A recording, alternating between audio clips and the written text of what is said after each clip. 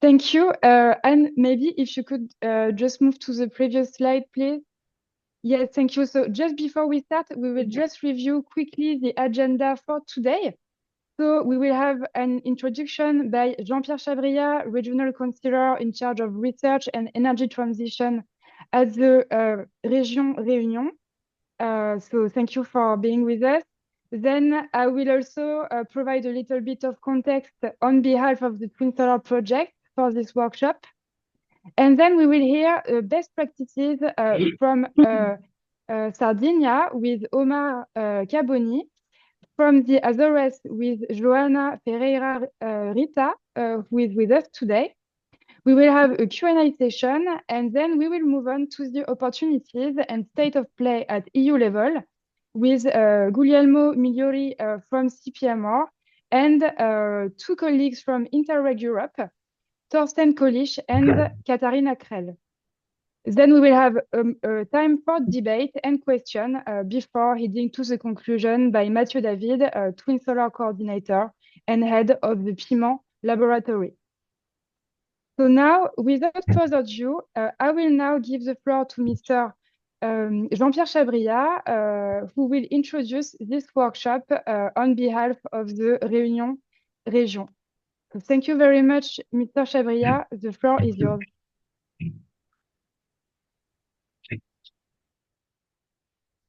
Oui, bonjour, je vous remercie de me donner la parole. Hello, thank you for giving me the opportunity to speak.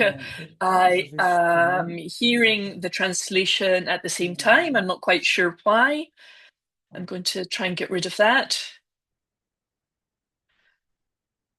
Donc voilà. Okay, so La question de la transition the énergétique question of energy transition is a question of development for the islands and our regions in general, regions which are not interconnected in particular, because this is, as I said last week, when I presented the fact that it is a question of transitioning from an island that is dependent in energy terms and partly decarbonized. And for 2050, 60, we want to be completely decarbonized and autonomous in energy terms. So you can see that over 25, 30 years, it's a question of having a real development project for an area to have such an orientation.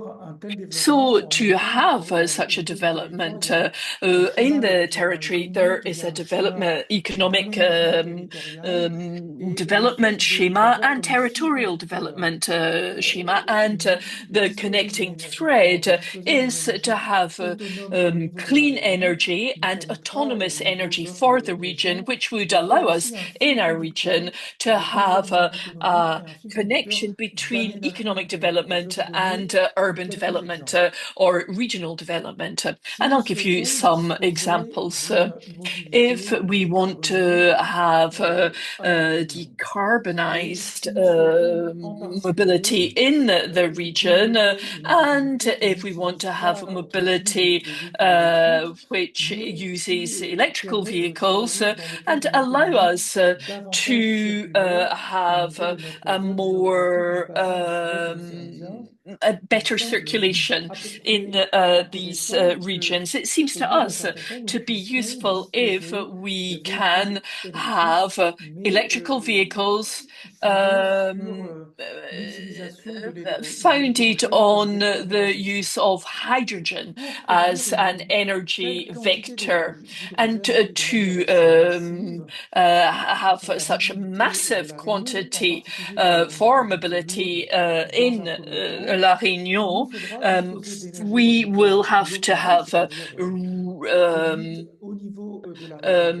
local energy produced on Reunion Island, so that we have that hydrogen which would be produced with electrolyzers.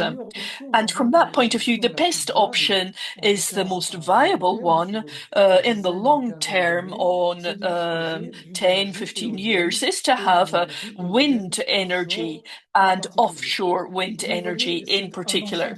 So you can see that it is a global configuration. It isn't electric and wind energy just for the Reunion grid, but it is a possibility of having punctual energy, but to have massive quantities of energy to produce hydrogen for sustainable mobility on Reunion Island for 10, 15 years. And it is a question of infrastructure throughout the island, and it's also a question of economic development, because it is a question of having a port that can have wind turbines while they're being built, and for maintaining them, and also economic development in terms of the installation and maintenance of electrolyzers, and also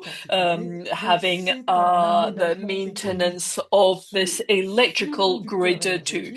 And that is the connecting thread between all of these things in terms of economic development. I've just given you the example of mobility and hydrogen mobility in particular.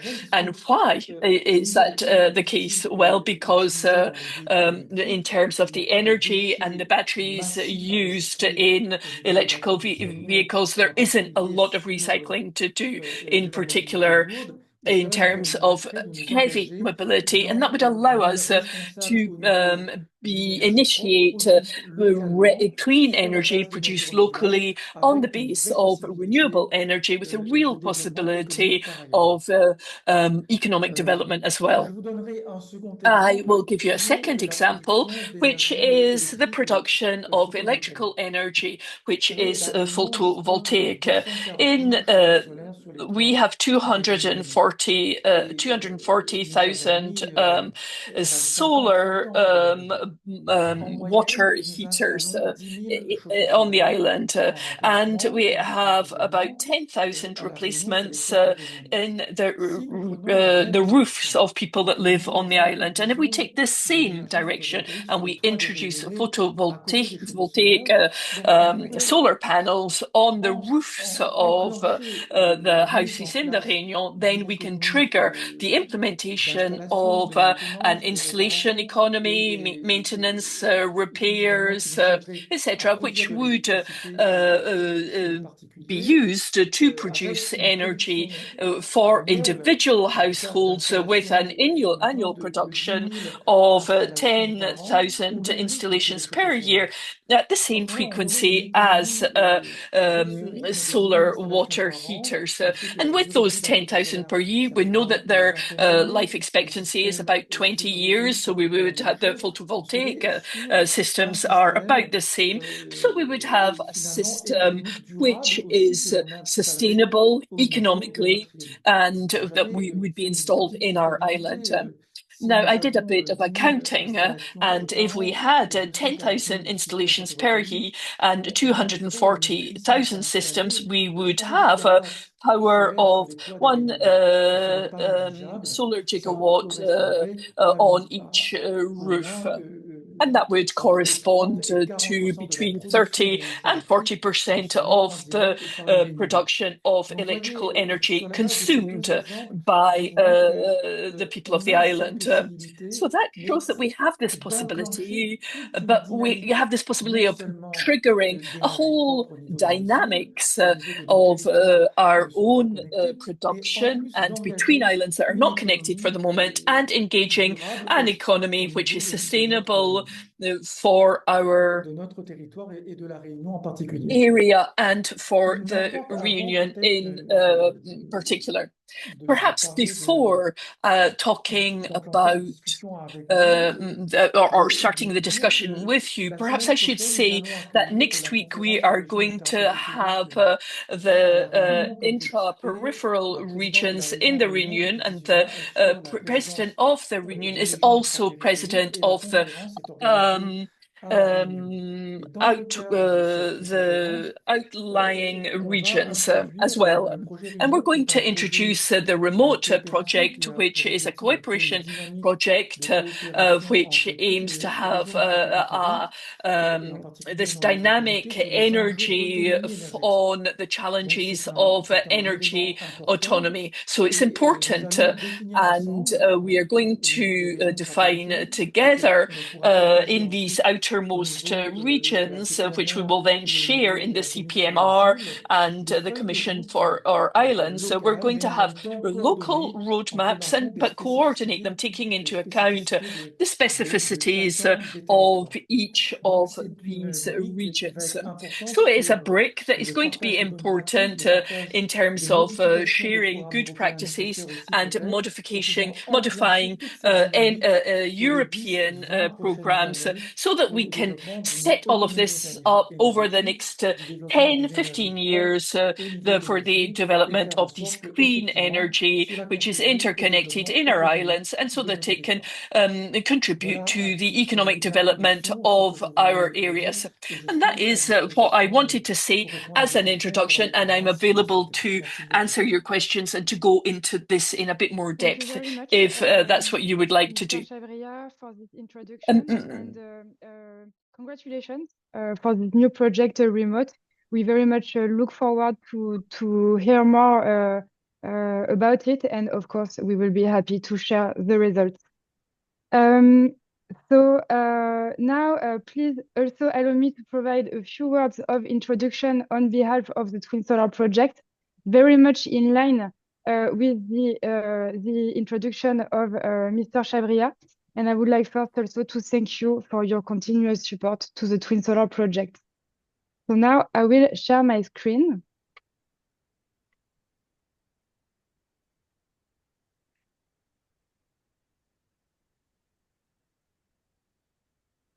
So please let me know if you can see it correctly. Yes. Thank you. Can you see the black thing? No? Okay, perfect. Let's go then. So let me start with the starting point of the clean energy transition. We know that it's a response of the European Union, to two imperatives. First, of course, the climate imperative, but also the strategic imperative following, in particular, the aggression of Ukraine by Russia. This has accelerated the clean energy transition at EU level and the EU Green Deal with two main packages setting ambitious targets by 2030, the Fit for 55 package and the REPower EU. The two targets are the net reduction of CO2 emissions by at least 55% and the increase of at least 42.5% of renewable energy sources in the EU by 2030. So these are the targets, and where do islands stand in this landscape? As we know, islands face specific constraints. First of all, in terms of grid constraints, because as we know, islands grids tend to be underdeveloped compared to the mainland and need important investment. Islands also face special constraints due to their insularity and limited size, which can sometimes produce competition for the land use or marine space use. In addition, this insularity also induces a limited market size, which can be sometimes a constraint to attract investors. And in addition, islands face often a limited availability of specialized workforce for renewable energy. And finally, the legal frameworks are not always in adequation with the specific realities in islands at EU level and national level. But of course, we will all agree today to say that islands also have a unique potential for this clean energy transition. They count with abundant renewable energy sources in solar energy, maritime and wind energy.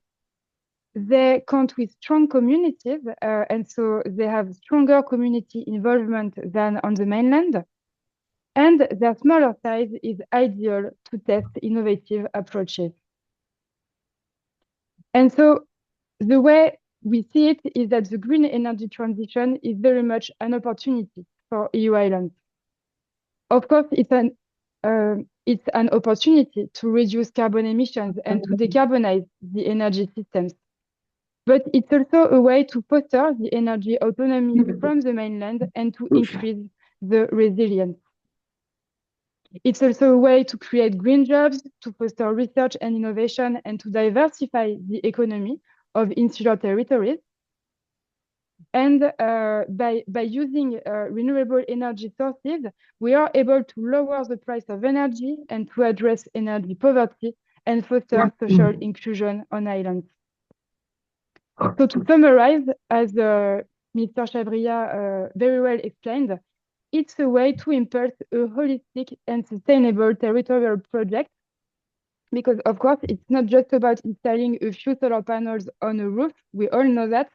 It's a broader reflection, which can also lead to other sustainable energy projects as greening transportation on the islands, or also, for instance, fostering greener tourism. So now let me conclude by sharing a few other key takeaways from the first workshop. It's important to stress that islands also face their very own specific territorial context and challenges. For instance, we can mention the vulnerability to climate change, or also in some sea basins, some growing defense concerns, in particular in the Baltic Sea. We also stress the importance of EU funding through Horizon Europe, Interreg, and we will continue to do it today. But we also stress how public-private partnerships can foster innovation and key investments. We also highlighted how best practices exchange is key to share innovative approaches and build on ongoing experiments for an increased knowledge. And finally, as we stand at the beginning of a new EU mandate, we must reaffirm the importance of multi-level governance and territorially sensitive policies for islands and outermost regions. And it is also very much the work and the mission of the CPMR, which we will continue to do. So now I thank you for your attention, and I would like to turn to you before we move to our first presentation. And I would like to ask you, where are you joining us from? Which region do you represent today? So please let us know in the chat.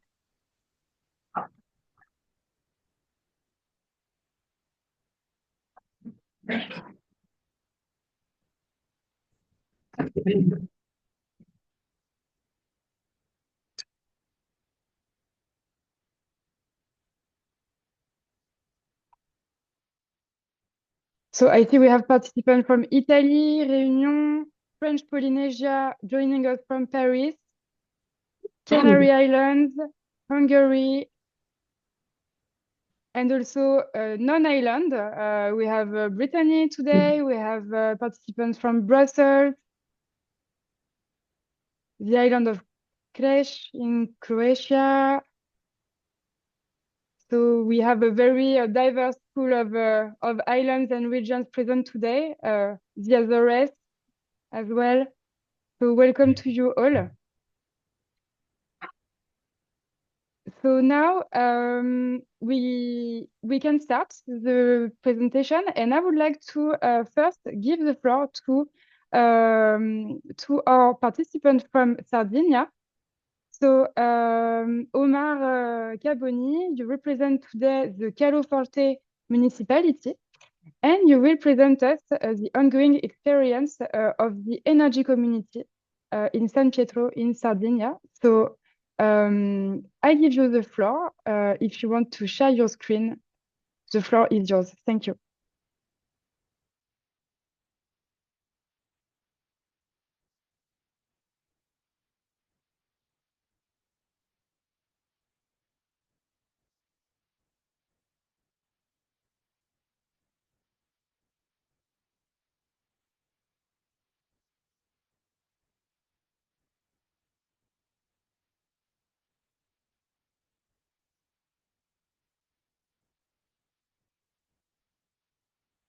Perfect. I confirm we can see your presentation just fine. Sorry. Good afternoon to everybody. Thank you for this opportunity to share our experience in San Pietro Island, the municipality of Carloforte. I'm the energy manager of the island, and I'd like to share our experience in terms of energy management. We started our experience in 2019 inside a European project named REACT, in which we had the opportunity to create a pioneer demonstration community involving 30 dwellings that was selected because they owned a PV system installed. The project financed the implementation of systems in terms of technology in order to create awareness, consciousness about the energy use, because the susceptible significant variability of presence in the island from 10 times to ordinary numbers. We are talking about from 6,000 to 60,000 in the summer. So the need was to manage this important difference of energy demand. So the project financed the path to become an independent island in terms of energy production. And the project, as we said, finance the technology to measure and permit the energy to be stored in each house. Exactly the numbers in terms of technology are this. 30 smart meter involving public buildings, private buildings, homes, and also one big plant, PV plant already installed in the island of 1 megawatt peak. So we had the opportunity to show to this pioneer community the amount of energy and hourly use of the energy during the day. The project provide also high efficiency heat pumps able to be actuated as the need or as the energy production was able to cover energy need. And finally, we install the battery energy storage system domestic. And we can also involve the community in order to evaluate the energy cost when they have advantage to use the energy self-produced and when buy the energy from the grid. This was an intermediate result of the project, in which you can see that in red color was the percentage of the energy taken from the grid, and so buying from the energy provider. The yellow color was the percentage of the energy stored in batteries. And the blue one is the energy, renewable energy used directly. The numbers show that awareness and consciousness take the experience to maximize the use of energy, renewable energy self-produced and stored, and less use less amount of energy taken from the grid. Obviously, this approach can create really awareness about the energy use and the rational use of energy. And in this slide, you can see the numbers of the 4 best dwelling involved in the project. The last one optimize the use of the use of the technology of the BESS and direct use of energy, and take energy buying from the grid less than 1% of the energy need. So the approach used in this project is now our paradigm. Started the paradigm that we want to use to manage the energy in the island. So we use a virtual power plant approach. We now know that we have mainly 2 roles, consumer and prosumer. And we have the fortune to be connected to the mainland with a cable, submarine cable, so we can manage the production, know exactly the situation of the production and the energy demand hourly. So we have organized public meeting inside the project and at the end of the project, and we can see a great response from the local community, because we start with 80 expression of interest to participate in the renewable energy community. In a second public meeting, we reached the 200 expression of interest. We reached 300 in the other public meeting, and today we can count about 500 members in the renewable energy community. So this approach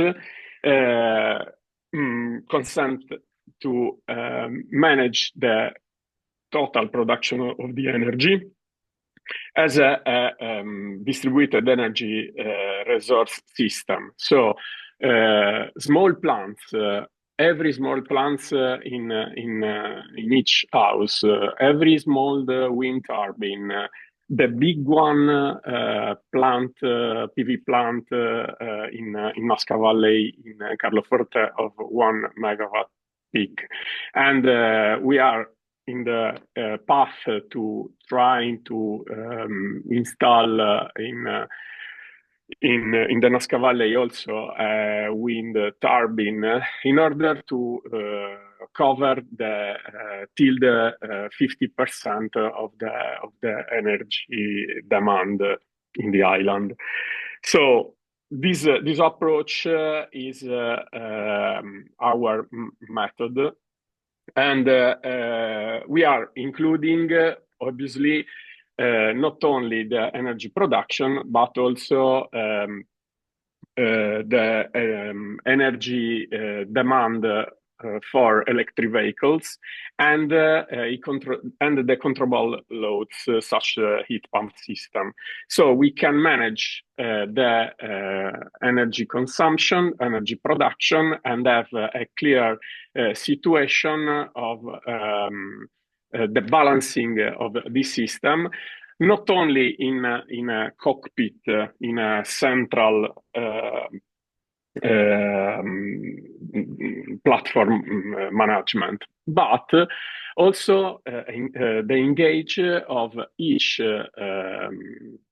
citizen of the island that can choose when, how, in which way manage their energy needs. Just to be more clear, the system was implemented is in this slide. We have a monitoring system in each home, each building. Then we can create a dialogue between each user, consumer, prosumer, and plant that give a clear picture of energy consumption and energy production. And so we can know how we can implement or balance the grid in terms of energy demand. This system is implemented with the IoT, Internet of Things platform, and give to each citizen the ability to know the energy flows, but also the economic flows. So in Italy, we have an incentive scheme for the shared energy that is exemplified in this slide. So we can count also on some economic incentive that are really interesting in terms of involvement, because each citizen could know how to cover the energy cost just reading the energy flow of the island, and then can be useful for each citizen this system in terms of energy accessibility and lower the energy cost. At the moment, we have a current scenario with 500 energy community members, and we are working to implement this system in terms of establish the standard for each members. So we are in the development and implement mode. I hope this month, at least the next month, we are ready to start with this system. And the future scenario is to involve the double of the members and try to set 6 million of investment in terms to reach important cash flow in order to have the ability to distribute to give back to the members energy awareness, but also significant cash flow in order to cover the billing, the energy billing, but also to aid and to tackle the energy poverty and to include every inhabitants could be needed to permit to allow the all inhabitants to have access to electricity. So this is our experience. We are obviously in a road to a smart island, but here we are, and so thank you for your attention. Thank you very much, Omar, for this very insightful presentation and for showing us how this experience of involving the local community can also lead to a broader project. So thank you very much. Thank you. Just one information for our participants. All the PowerPoint presentation will be shared, so don't worry if you do not have time to make screenshots. So now I would like to give the floor to Joana Ferreira Rita, who is Director for Energy in the government of the Azores, and who will present us the Azorean Energy Strategy for 2030, as well as one project, the Solener project. Please, Joana, the floor is yours. Thank you. Thank you so much. I will share my presentation. Are you seeing the presentation mode? Perfectly, yes. Okay. Thank you. Thank you. So my name is Joana Rita. I'm the Regional Director for Energy, as Claire presented. I'm very happy to be here. Thank you for the invitation. I will introduce briefly the Azorean context, our energy context, our policy document, the Azorean Energy Strategy, and I will present some of the incentive schemes that we have ongoing and focused on Solener.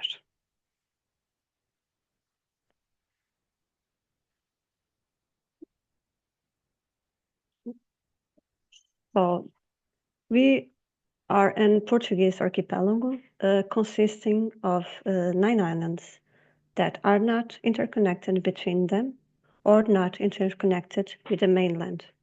So we are considered 9 isolated energy microsystems. this is a challenge when we are tackle energy, and that makes us very dependent on fossil fuels. We have almost 90% dependence on external fossil fuels to our primary energy needs, as you can see in this slide. Our two largest consumer of energy are to produce electricity with 37%, and also land transportation with 32%. Agriculture and fisheries, domestic and services, and air transport are with similar values, with 8 to 7%, followed by industry and last maritime transport. So I present you this because I want to highlight that we have two major sectors that we need to address because are the largest consumer of energy: the electricity production and land transportation. Regarding the electricity production, we data from 2024, we already have an integration of 34% of renewables in our electricity mix, which is a very good value if you had into consideration that we are not interconnected. These renewable sources, we have wind with almost 8%, hydro with 4%, but I like to highlight our geothermal capacity. In Portugal, the Azores are the only region that explores that kind of energy to produce electricity. And it is responsible for 20% of all the consumption needs for electricity in our region.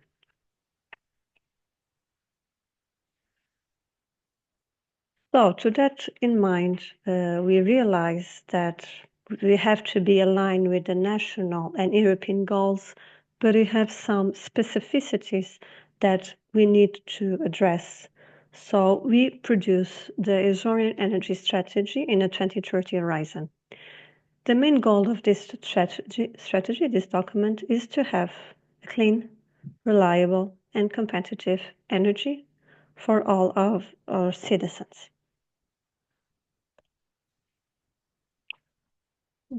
This strategy has three main objectives.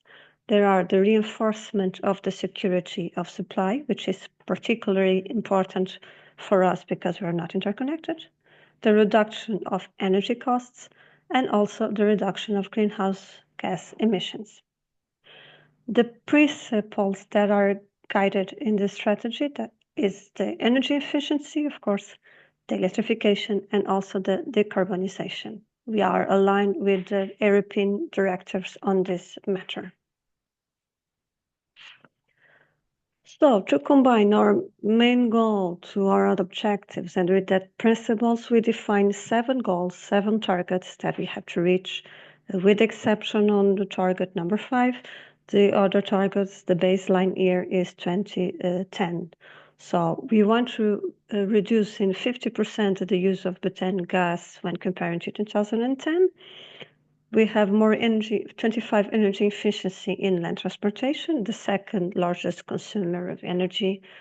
It's important also to have energy efficiency in buildings, increasing in 28%, buildings like households and also the services.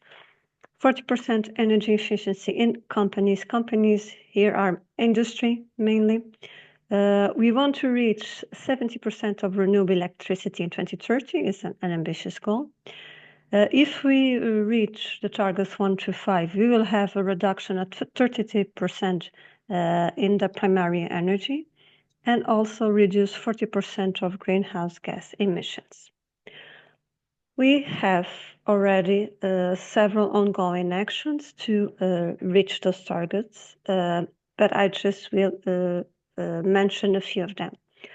We have TwInSolar, an incentive system, financial incentive system, to the acquisition of equipment to produce and storage energy from renewable sources for electricity and thermal energy, mainly for self-consumption.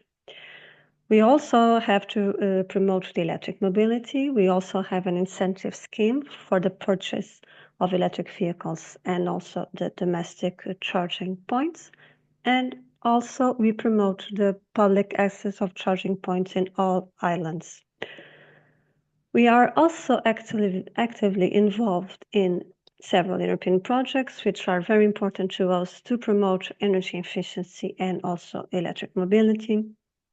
And we have already in all islands did an awareness campaign and training sessions aiming at students and citizens and all various sectors of activity in our islands, because we think it's very important to raise awareness on the population. So I like to present this incentive because I think it's very, it fits this workshop very well, which is Solinerge. Solinerge is a financial incentive for the acquisition of photovoltaic solar systems for self-consumption to be installed in our region. So it is funded by the Recovery and Resilience Plan. We have a budget of 19 million euros. And we contract the goal to reach until the end of this year 11.2 megawatt of installed power. This incentive supports 100% of eligible expenses up to a maximum of 1.5 thousand euros per kilowatt installed. The incentive may be granted before payment to the installation entity, and also this support takes the form of a non-refundable fund. The potential beneficiaries, so the recipients, are all individuals and legal entities, which excluding the public administration. To evaluate the eligible expenses, the potential beneficiary has to present to us a size study system that is calculated by the installation entity to the supplier of the equipment, and it has to have into consideration at least the average consumption of the last 6 months, at least 6 months. The legal entities, the rules are the same, but they have another limitation, that is 60% of the contract power are limited to 60% of the contract power to the electricity supplier. In our region, there's only one electricity supplier. We also have to take into consideration individuals and companies that want to convert their equipment to, for instance, the use of stoves or water heaters. They are right now powered by gas to electric ones. So the study has to have that into consideration. So what is also different in this incentive scheme, not only the percentage of the support, but also its phases. Usually the people buy the equipment and then try to have the financial support. In this case, because we want to be as more democratic as possible and we want the incentive to be able to all the population, not only the people with more financial capacity. This incentive is in 3 phases. You have 3 phases. The first phase, the beneficiary, the potential beneficiary, presents to us an intention to do the investment. So they have the study, the budget of the supplier, and other documents. Then we analyze that intention and we approve. If the intention is approved, and only after the intention is approved, the beneficiary can do the installation, buy the equipment and do the installation. Then we have a second phase. Then the beneficiary presents to us the invoice and also the photograph with the equipment installed in the location. And then we analyze it and we pay in. If everything is okay, we have 30 days to do the payment to the beneficiary. And then the third phase, the beneficiary presents to us the receipts. If the beneficiary negotiates with the supplier, with the entity to pay in 30 days, for instance, they don't need to do the investment before. They only pay it when they receive from us. This is one way to try to fight against energy poverty. So it reaches everyone, even the ones who don't have the financial capacity to do that in an initial phase. The good news is we already achieve the installed capacity that we agreed with the European Commission. So we have until this year to do so, but we at last month, we already installed the 11.2 megawatts that we agreed. Because this incentive was a success in our region, we already have a large overbooking of applicants. We have to close the tender. We have to close the application at the end of last year because we are at overbooking. We already asked for the European Commission to reinforce the budget with funds that were for another investments from the Recovery and Resilience Plan that didn't went so well, but we are still waiting for the European Commission response to our request. In order to enhance that energy that is produced locally in the households, we already create another incentive that is to promote the storage systems in households. It's 85% of the value of the equipment until the maximum of 4,000 euros. This incentive started in July of last year, and we already executed 25% of the budget. It was a 6 million budget. This is also financed with the Recovery and Resilience Plan in the reprogramming, the last reprogramming that it happens with Repower. It's called Repower EU. I'd just like to highlight that this financial incentive, one of the main goals is to reduce the energy bill for all the Azorians, companies, and individuals. We'll try to fight against energy poverty too, and increase the use of renewables as we define in our Azorian energy strategy. And last but not least is a consequence to reduce greenhouse gas emissions. Thank you so much for your attention. I will be available for any questions you might have.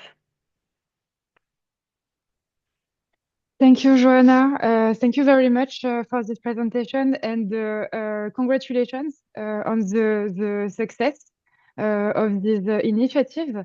And it really shows that it's very important to ensure that the clean energy transition is fair and inclusive of all citizens. So thank you. Thank you. So now I'd like to turn to the audience.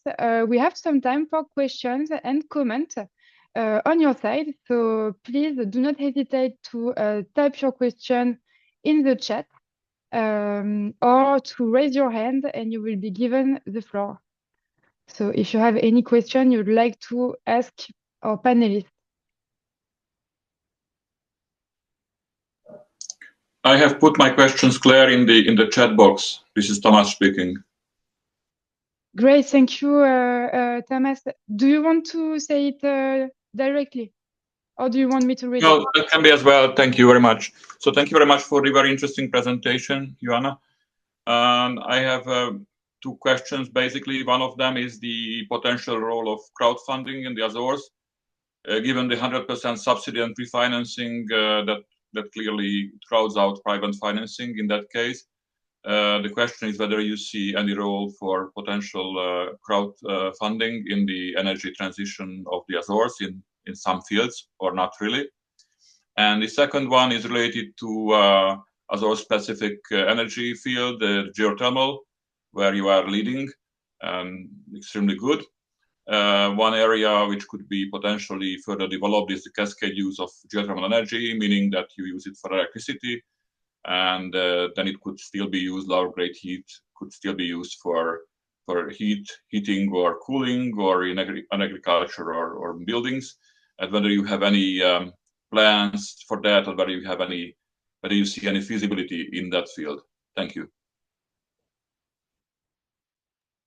Thank you for the questions. We never done any kind of crowdfunding in our region, but I think everything is possible because we don't have the response from the European Commission yet, so we don't know if the budget will be reinforced. So we have a lot of supplies that are a lot of applications that didn't receive our incentive because we are in overbooking. So if the European Commission don't authorize that increase of the budget, it might be a solution to do the crowdfunding. So we don't have plans for that yet, but I don't think that's impossible. Another thing that I can see the cross-funding maybe to promote an energy community, for instance, but I don't have a lot of experience on that field of crowdfunding. But I think we have to be alert to that kind of possibility, because it might be a challenge in the future to the finance when the European Commission doesn't allow us to have some funds. So it might be an alternative. Regarding the geothermal, we have some experience and produce electricity from geothermal, but not the heating and cooling, unfortunately for us. I think there will be an opportunity to explore that, especially because we have some industries in the area, like dairy farms, that might be interesting to use that heating and cooling. But we don't have experience on that, and it's not been done in our region. But I see a lot of potential there, because right now the European Union is trying to give some priority to geothermal or study geothermal, which in the past few years it was not an important source or is not a priority source. And now we are seeing that the European Union is more alert and to that kind of in energy, and it might arise some opportunity for do some investments, even with the European support, to heating and cooling. Well, thank you very much. On the second point, I mean, we are together in a project with the Azores Island, with the government on a geothermal, an I3 project. So which will be also about exploring this. So I will be happy. I mean, we have obviously Mr. Nunes from Azores who is working with us. I'm sure you know him obviously. So maybe we could exchange views later on this dairy farm, which seems to be an interesting field for cascade use of energy, potential energy for planning maybe future projects in that field. Yes. Thank you. Thank you very much. Thank you. Thank you. Is there another question to our panelists?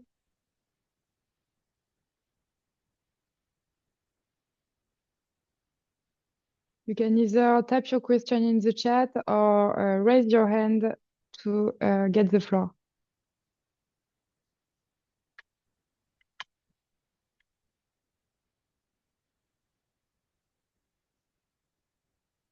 Okay, so maybe later then. So let's move on. Let's move on to the second part of our workshop. So this week again, we propose you once again a policy overview at EU level. And as you know, sustainable energy is expected to remain a strategic topic during this new EU mandate, with a number of important pieces of legislation which will come out in the next months. So now I will give the floor to my colleague, Guglielmo Migliori, who is a senior policy officer for energy at CPMR, and who will present us an overview of this energy files. Thank you. Thank you, Claire. Thank you very much. I will share my presentation. I will ask you if you can see it correctly. Just a moment. Here you go. Let me know if you can see it. We can see the PowerPoint page. Perhaps if you... Yes, perfect. Okay, Go ahead. perfect. Thank you. Okay, thank you very much. Sorry for the little delay. So good afternoon, everyone.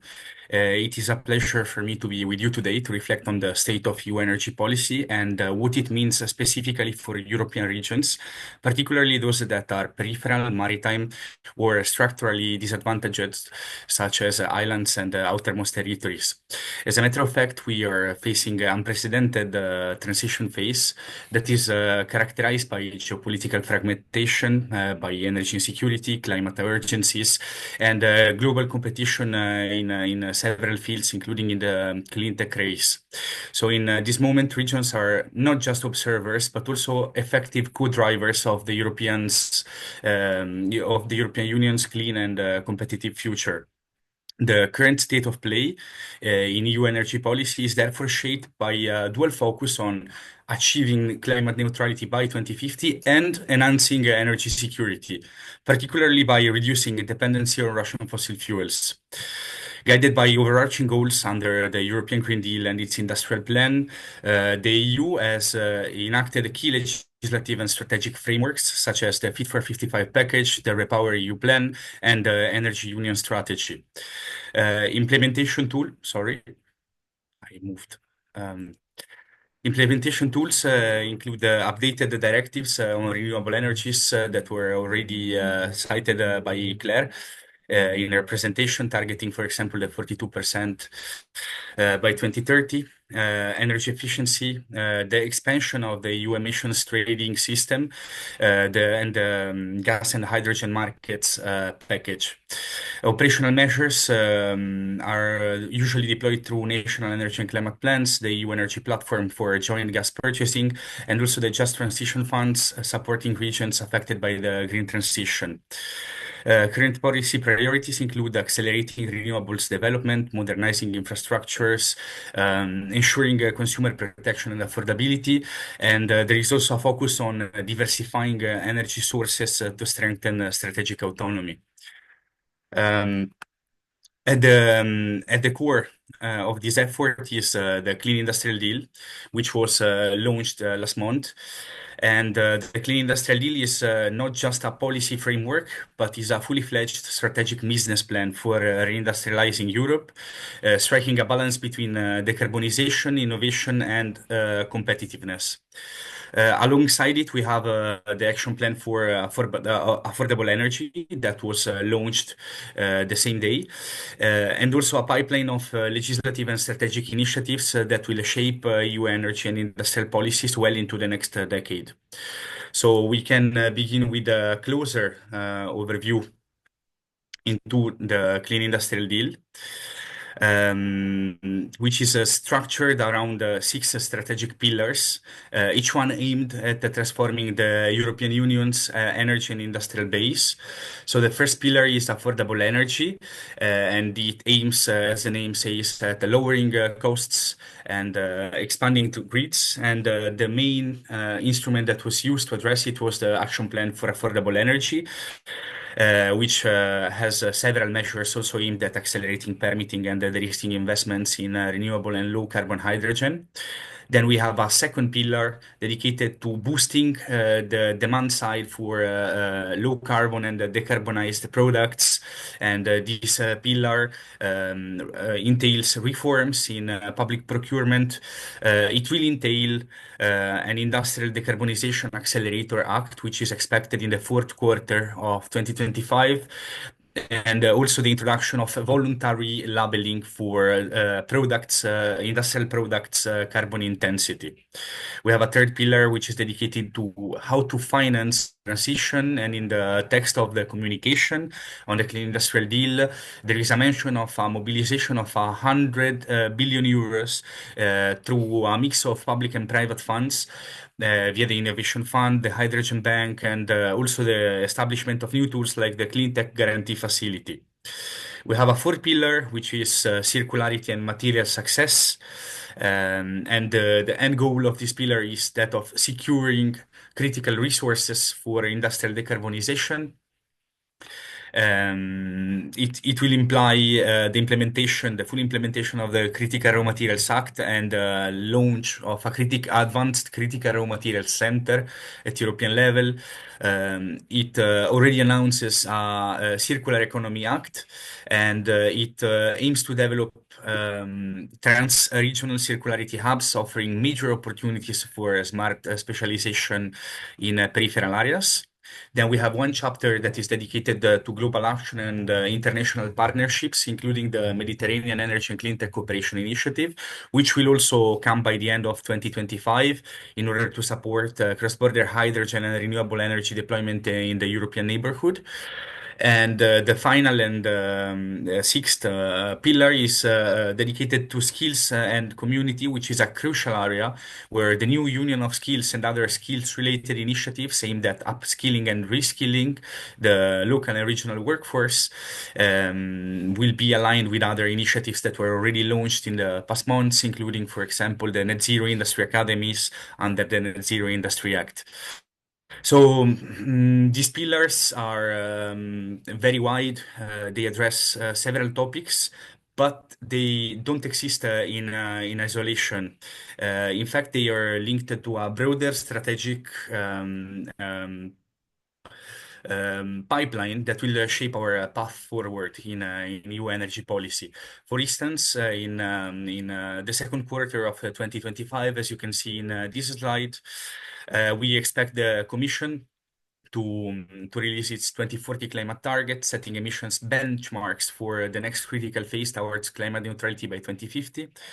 And this will have a direct impact, of course, on national energy mixes, infrastructure planning, and investment flows. And in the same quarter, we will also have a roadmap to ending Russian energy imports. This roadmap will be published building on Repower EU, and we expect it to introduce a structural measure to phase out Russian fossil fuels entirely. Here, regions with port and LNG capacity or potential for offshore renewables will play a decisive role. And in the meantime, the EU will also launch its clean energy investment strategy, which is designed to align private and public capital with green objectives, and therefore will be interesting for development and expansion of grids, hydrogen, and the renewable capacity.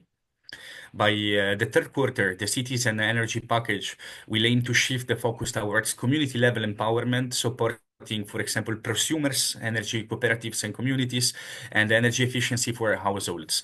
In our opinion, this is a crucial reminder that the green transition is also a social contract, and therefore inclusive energy governments starts at the local and regional level, and this should not be forgot by the European policymakers.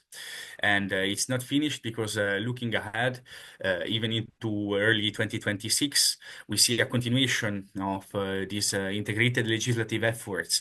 For instance, the bioeconomy strategy will promote innovation in bio-based energy materials, offering new prospects for rural and coastal economies. We have read and we are following the extension of the carbon border adjustment mechanism, the CBAM, which will broader carbon pricing to more imported products, protecting European industries for carbon leakage, but also requiring adaptation from regional SMEs. We have the energy security framework, which will focus on resilience, energy storage, and critical supply chains. And finally, we expect some news concerning the electrifications and the grid packages, which will aim to modernize infrastructure and improve permitting and cross-border electricity flows, an area in which we believe that regional coordination could be essential. Now, what does this mean for European region? Well, I will try to keep it short, but we could say that the opportunity is real, is there, and the EU industrial agenda and energy agenda present new funding, new tools, and a new policy direction that finally recognizes the need for integrated planning across energy, industry, skills, infrastructure. We still see some omissions. For example, we wanted to see some more focus on what are the possibility for further integration with ports and transport capabilities, and this will come later from the Commission side with the European Maritime Industrial Strategy and the Sustainable Transport Investment Plan, which were only mentioned in the text of the communication I mentioned before. But alongside the opportunities, we also have risks, and especially for peripheral maritime regions, islands, and outermost territories. We think that these risks are particularly enhanced if these opportunities are not matched properly by territorially inclusive implementation.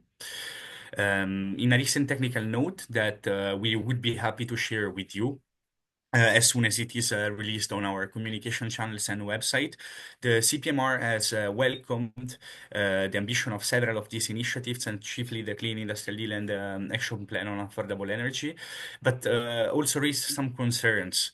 For example, we notice an overall lack of territorial impact assessments, meaning some regions could be left behind eventually in the rollout of the industrial decarbonization.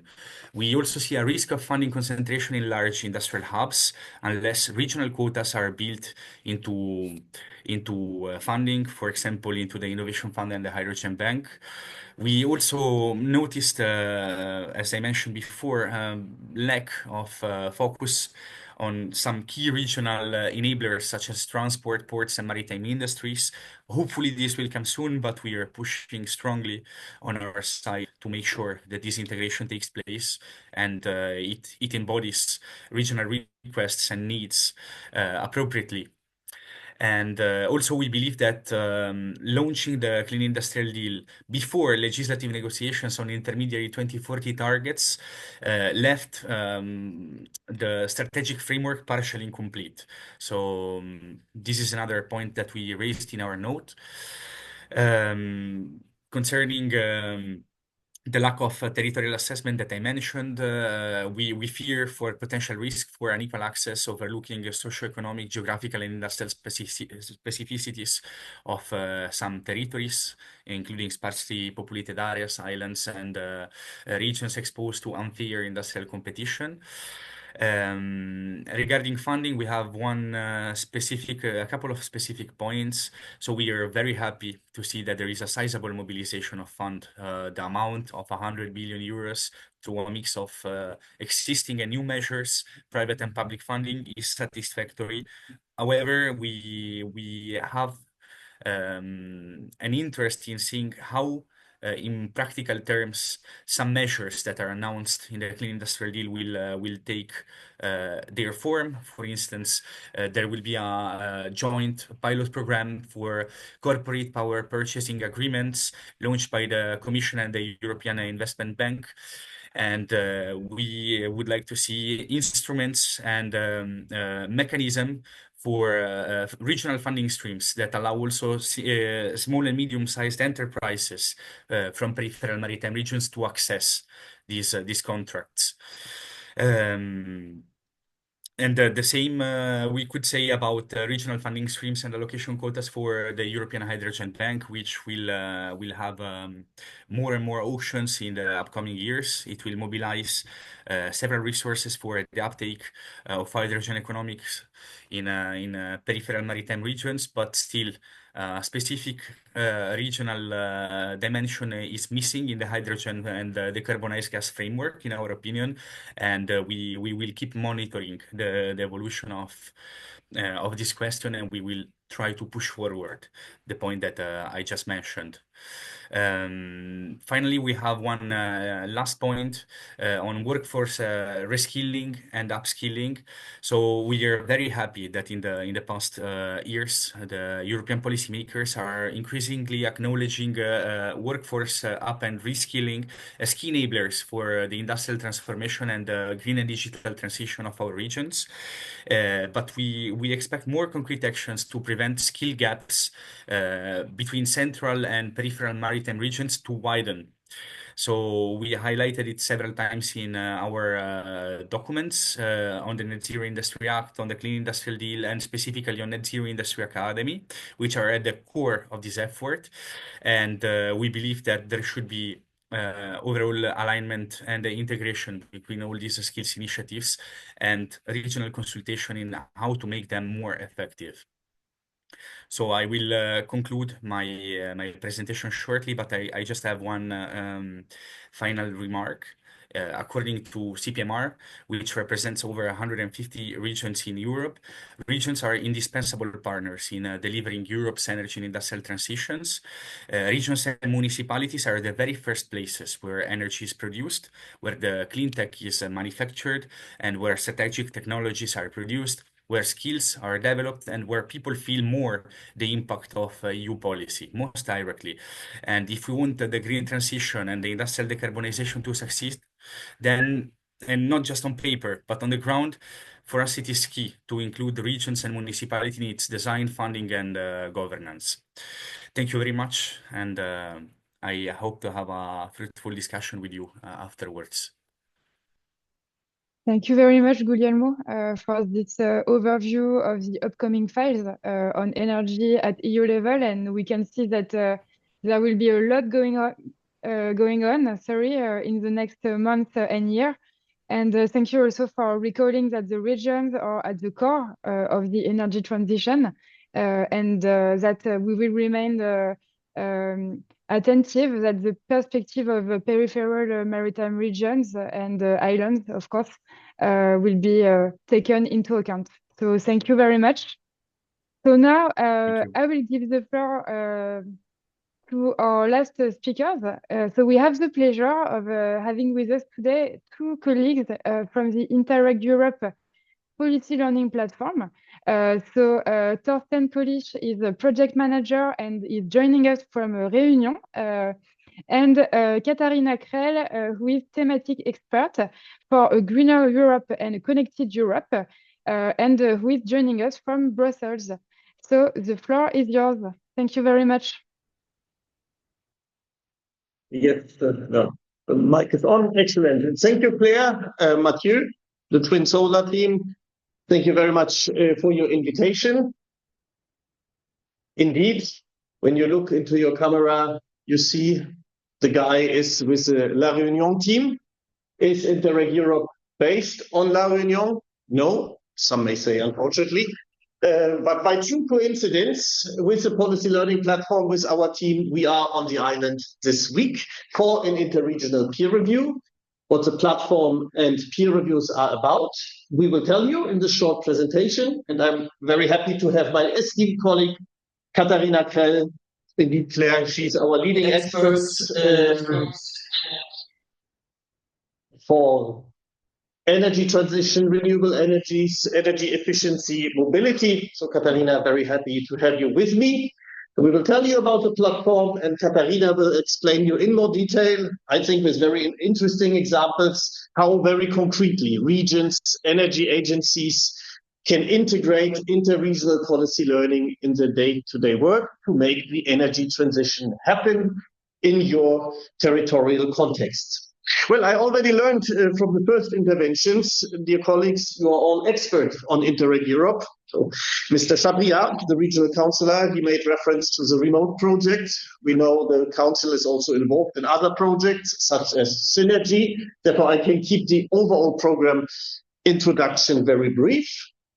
so many of you know, Interreg Europe belongs to the interregional strand of European territorial cooperation. Interreg is about regional development policies, improving regional development policies through exchange of experience, the transfer of good practices, you know, our mantra, improving policies without the need to reinvent the wheel. Therefore, local regional authorities, exactly colleagues like you, cities, municipalities, regions are our key target group. You also know Interreg Europe does not only cover the entire territory of the European Union, which fully includes you, the islands, the outermost regions, but also long-term partners such as Norway and Switzerland. And last year we had a historical moment in our program because we welcomed 7 new partner states, accession countries, 5 countries from the Balkans, plus Moldova and Ukraine, as we believe also an important political signal in these stormy geopolitical times. Very much aligned with the priorities of the cohesion policy of smarter Europe, greener Europe, to connected social citizens and governance. I think you know the priorities well. Yes, and as mentioned, of course, project funding has been and remains very much at the heart of Interreg Europe. But what we can say, and very recently we celebrated the 10th anniversary, indeed, we complemented our funding pillar with the policy learning platform.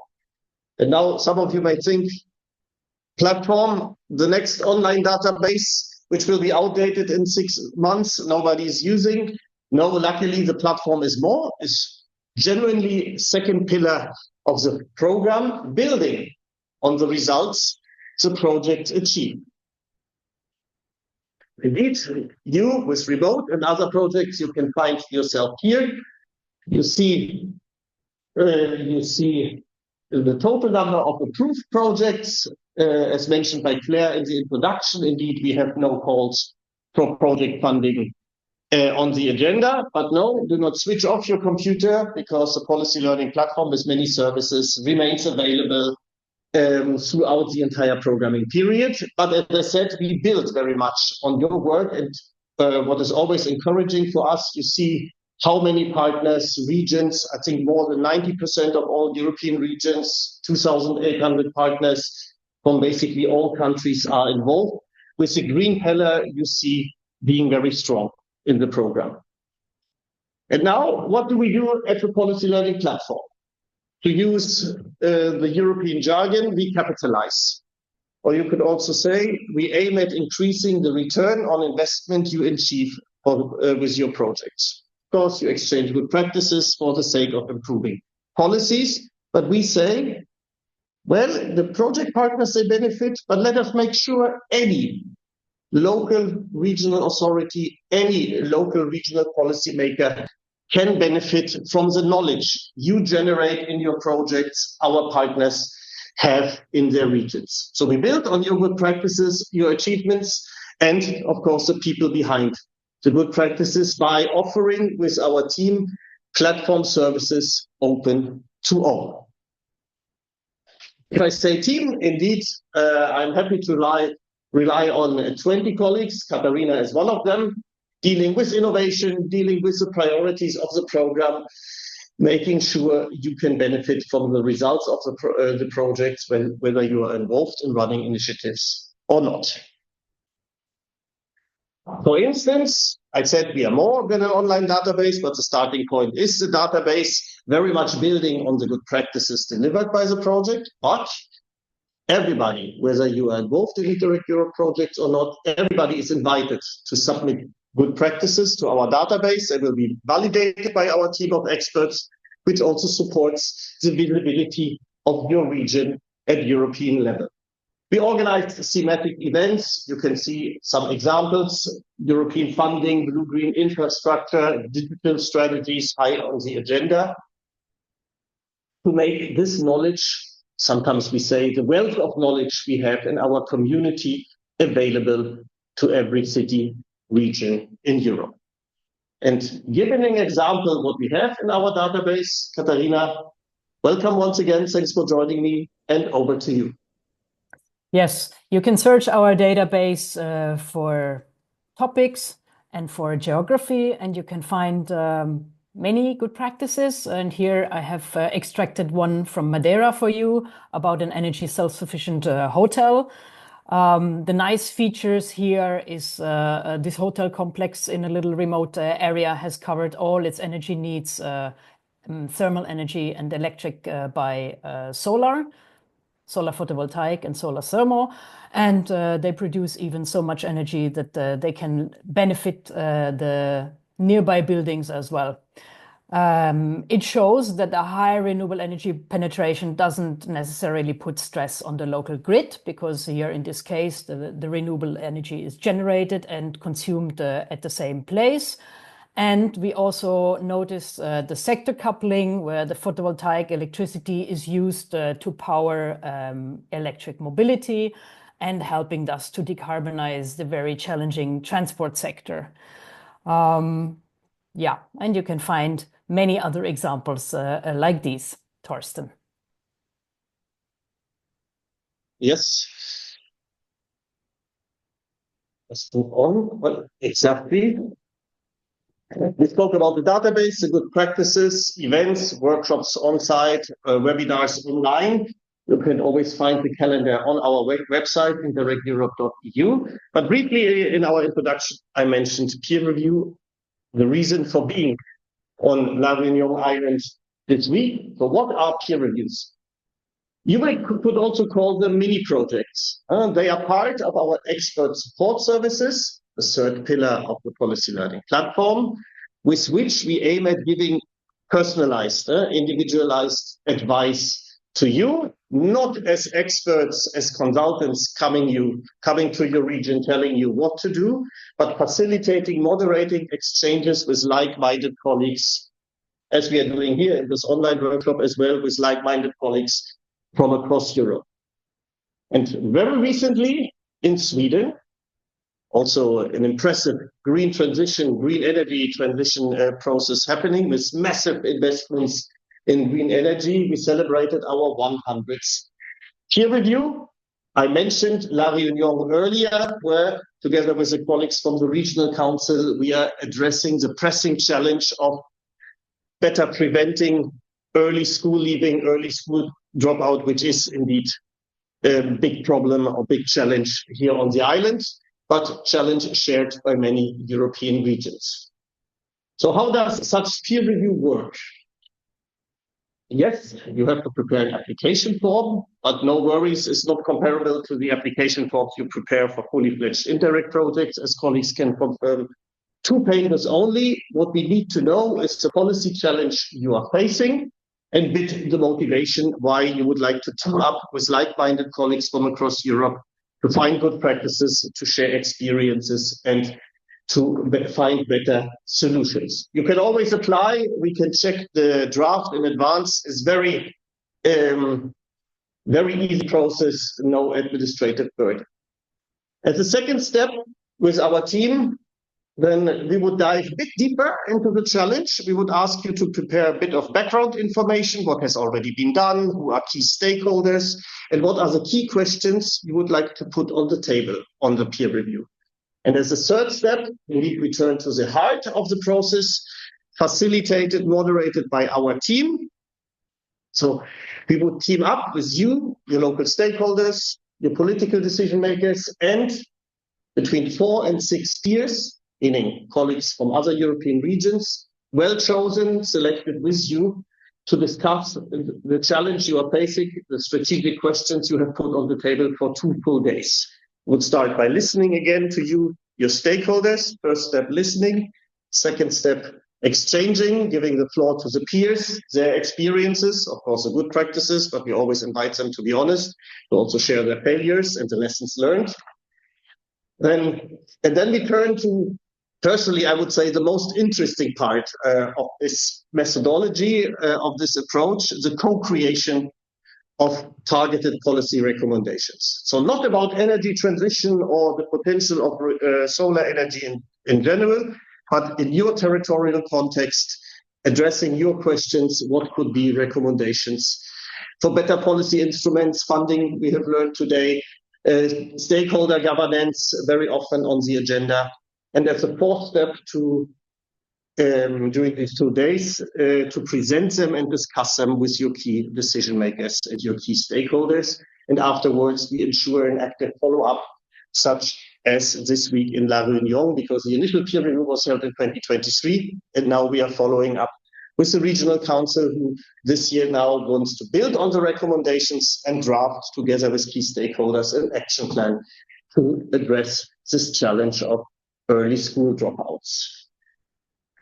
And as this may still sound very theoretical, now I would like to give back the floor to you, Katharina. Luckily, I was involved. You were the leading expert, but because I think we really did an interesting and successful peer learning journey with the Energy Agency of Cyprus. So please tell us more. Yes, Thorsten, thank you for the handover. I was thinking, rather than showing you individual good practices, we look together at the journey of the island of Cyprus, which has a very active energy agency that is actually driving the green energy transition together with its stakeholders.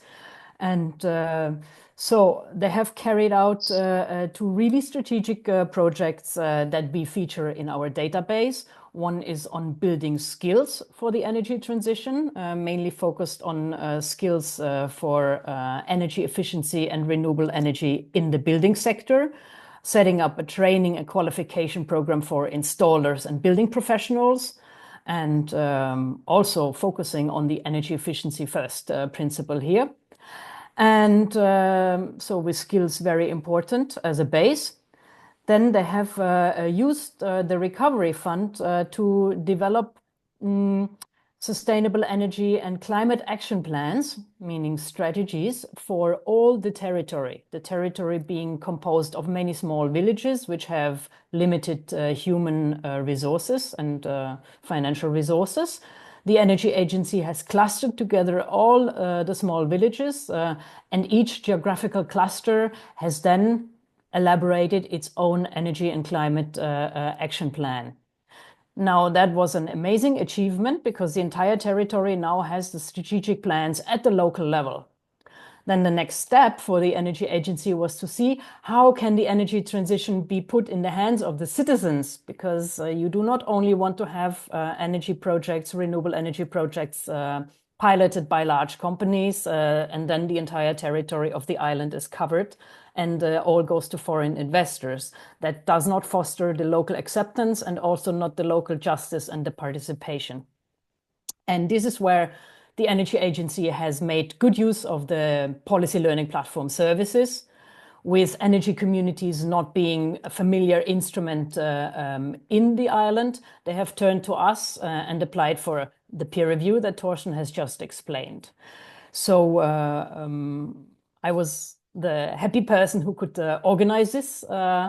So we brought 4 peers from other European regions that had already mature energy communities with mature renewable projects in citizen hands. And we had a 2-day excellent exchange. What the Energy Agency made really very well, they have associated local stakeholders to this peer review. Not only the municipalities where the energy communities should really be located, but the relevant ministries, energy and finance, and also the energy regulatory authority, because the first framework had to be set.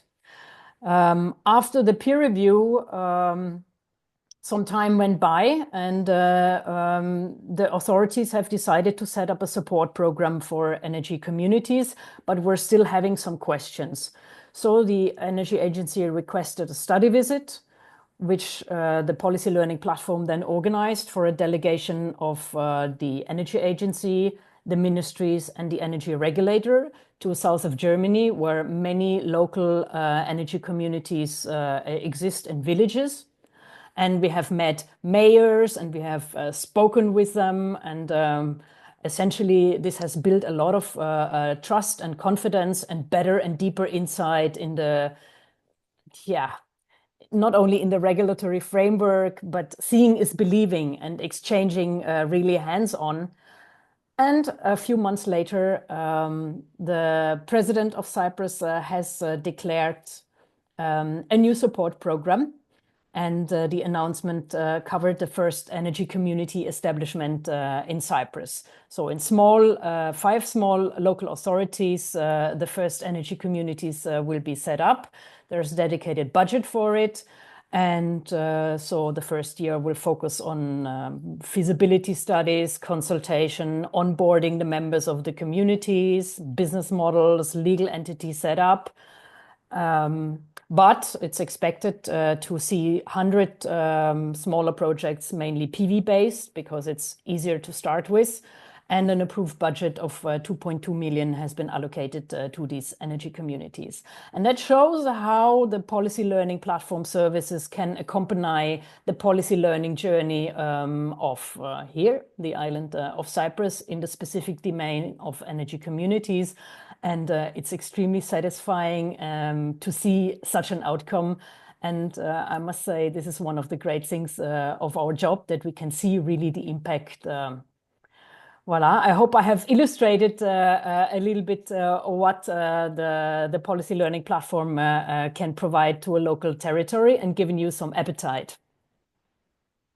Yeah, thank you, Katharina. I think one big asset this journey had for the colleagues in Cyprus. And as you said, Katharina, they had no experience and they had to design the regulatory framework for the renewable energy communities. Hence, they had to get the relevant ministries, the relevant public bodies on board. And with the peer review we had in Nicosia, we brought them together.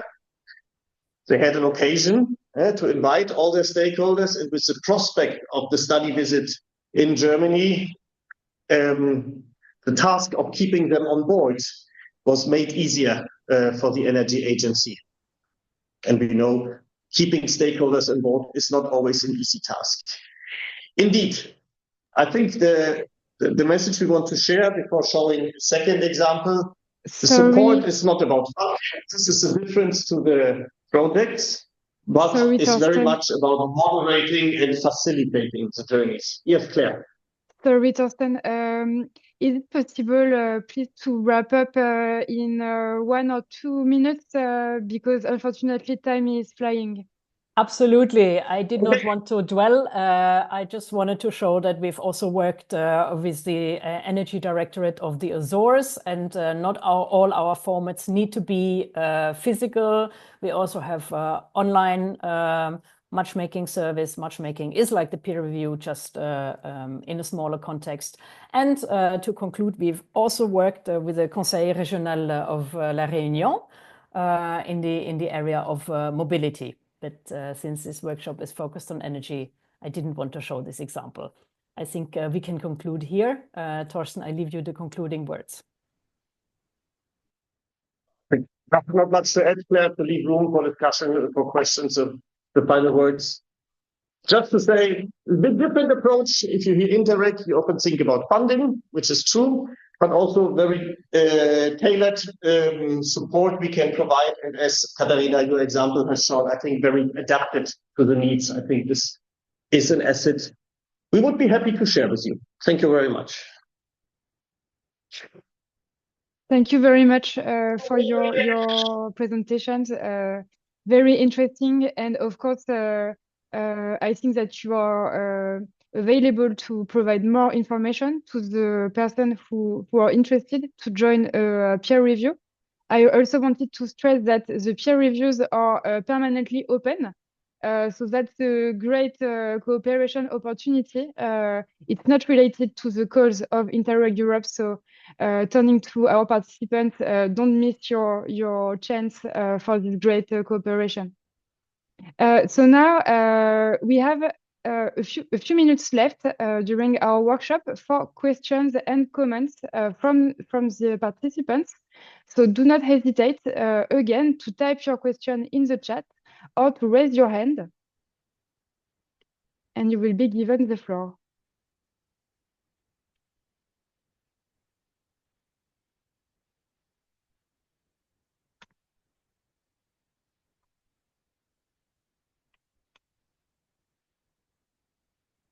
So I think that, of course, we are near the end of our workshop during also lunchtime in Europe. So perhaps we don't have questions at the moment, but of course, we will be happy to share the contact of our speakers for more precise questions regarding the eligibility, the next steps for Interreg Europe policy learning platform.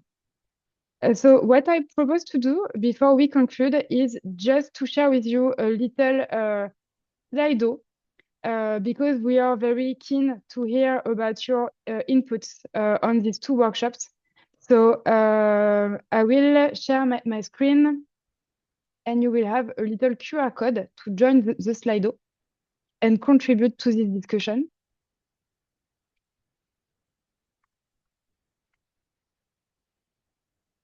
So I think you should be able to see the Slido now. So please either scan the QR code or join us on slido.com. There is a number on the screen.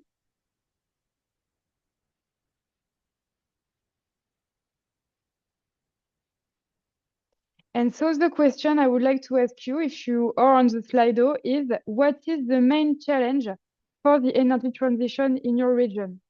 So several answers are possible. I see that already the limited space available is a big issue.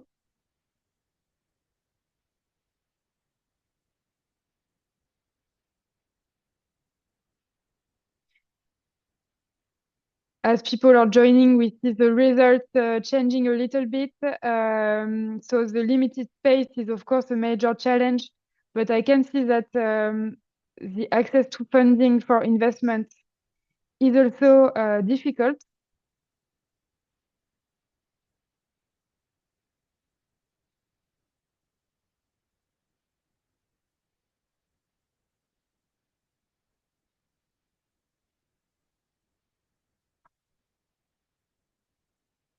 The technical challenges as well. And the social acceptance is the last one. So I think that's also a very interesting result because sometimes we tend to think that is the main issue, but I think we saw from the presentation that it's possible to get people on board, to have the community join a project. And these are very interesting experiments through energy communities, for instance, but also through the incentive. And there is 8% saying others. So perhaps I don't know who answered other, but if you want to comment on this.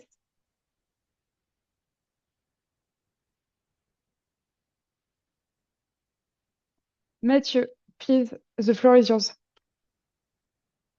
Yeah, thank you, Claire. And just for that, it's also not always all the actors of the energy transition have the same goals and they are not aligned. And for our small territories, just having one main actor not aligning with the other one, it's a very huge break in the capacity of making the energy transition. It's my order.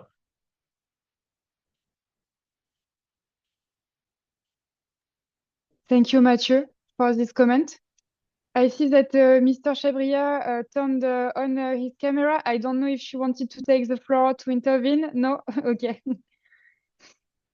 Okay, do we have any other comments from the participants? If not, I will move on to just the second question before the conclusion of this workshop.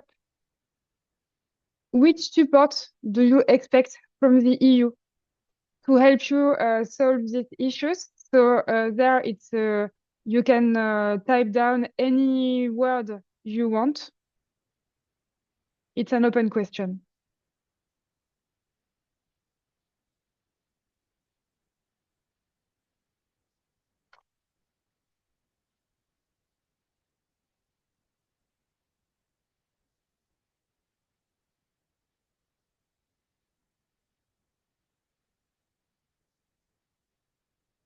So I don't know if the Slido is actually working. Yes, okay, it is. So which support I see financial and connection with other stakeholders. Legal support, okay. Stronger policies.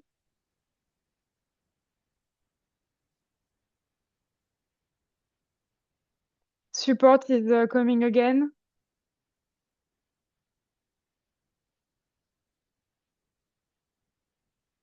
The access to expertise. Well, I think that also today we saw with the Interreg Europe policy learning platform that it's a very interesting tool for this.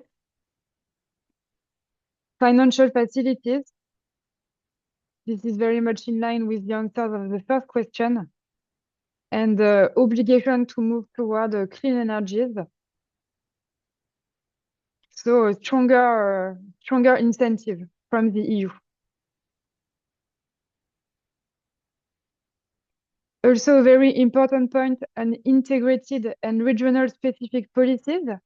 It's one of the key messages from the CPMR to have a territorial proofing of each policy at EU level to make sure they are in line with the specificities of the territories. So we very much agree with that. So I think the brainstorming is over now. I don't see any more answer. Support and technical, I think these are the two keywords of this session today. I also saw outermost. So it's important also to see the specificities of each territories, of course.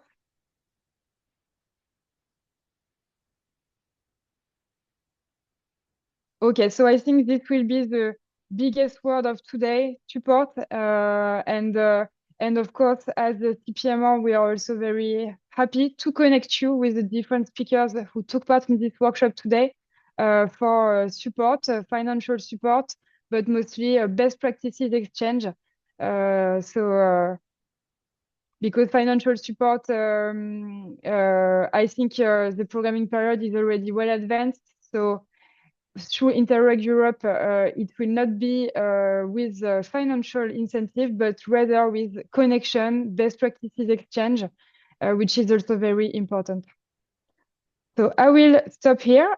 And if there is no further comment from the room, I will give the floor to my colleague Mathieu David, head of Piment Laboratory and the coordinator of TwInSolar for a conclusion. And perhaps I would like to ask Anne if you could show the agenda on the screen, please.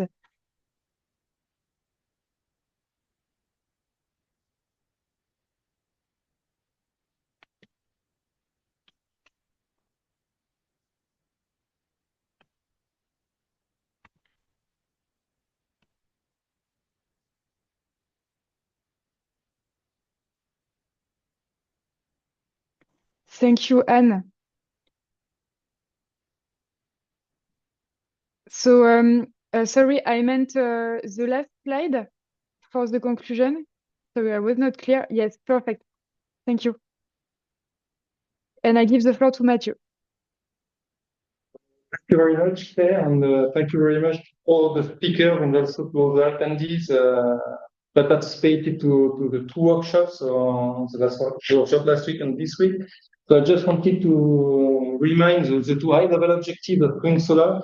The first one was to contribute to the energy transition of Arenium and to reach energy autonomy of the territories, very technical. And the second one was a better integration and the European research area on the better integration in Europe for scientific of Renewable Island. And I think these two high-level objectives are very intimately linked because as we can see, Europe is a very big support for us to achieve the energy transition. So I think being very well integrated in the European research area is very important for us and will probably support a better energy transition for the island. And also, because it was the aim of the workshop, it was to share best practices, and we have shared a lot of best practices during these 2 days or 2 sessions. I will not list all the best practices we share, but I think I I have two best practices that was very interesting to me. It's to me, it's not, I will not share it's my point of view. The first one, the alignment of the European, national, local, and policies and also the stakeholder with the same goals for energy transition is very important. Whereas we see it's very important that we have a dedicated regulation from Europe that are applied at the national level and also we can also apply at the local level. It's very important. Without this, it's very difficult for us to set up projects that can be funded by the European Commission and that are also in agreement with the local dynamic. And the second one, I think very important, is also the citizen involvement in our project. I think technical solution at the moment exists.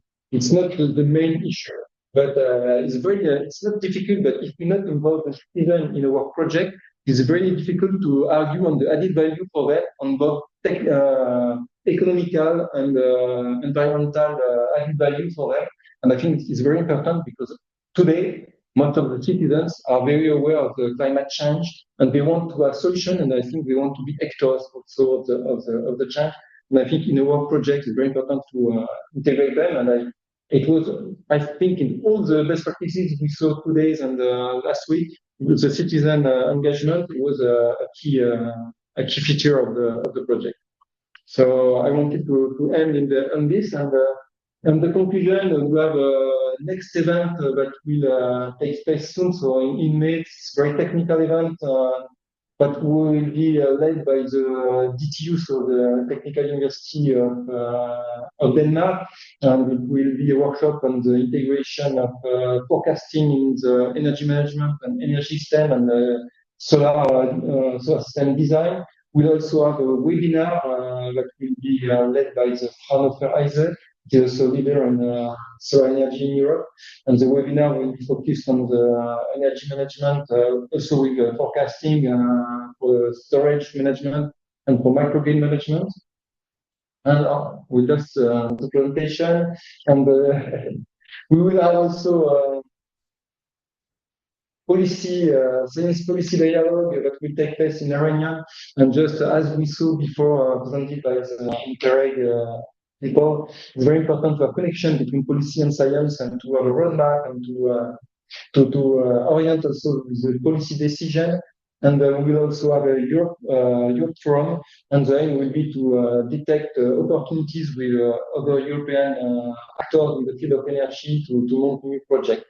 And we will end with a conference that will take place in Brussels that will be organized by the CPMR and to showcase TwInSolar results and the policy event. Maybe Claire, if you want to look on this event because it will be the final event of the project.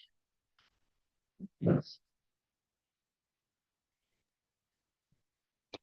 Thank you, Mathieu, for this conclusion. And now I want to thank everyone for your participation today and for your contributions. I would also like to thank in particular the Regional Council of La Réunion and Mr. Chabria for being with us in the 2 sessions. We really appreciate your support in this project. And finally, let me also thank the interpreters for their great job during these 2 workshops. So let's keep in touch for the future events, and we look forward to exchanging with you all again. Have a nice day, everyone. Thank you. Bye. Thank you. Thank Bye-bye. you. Thank you. Bye-bye. Bye-bye. Thank you. Thank See you. you. See you. Thank you all. Thank you. Goodbye. Goodbye.